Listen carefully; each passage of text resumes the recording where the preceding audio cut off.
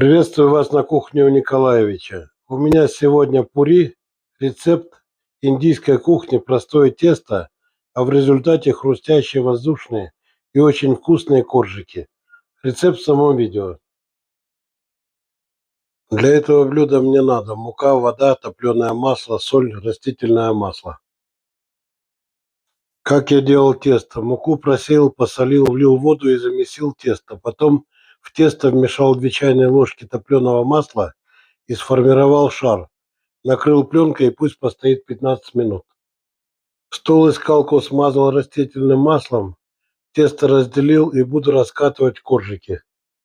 Буду обжаривать коржики в разогретом растительном масле по 2 минуты с каждой стороны.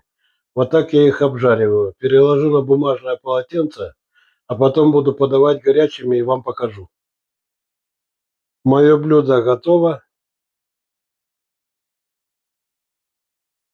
Всем приятного аппетита.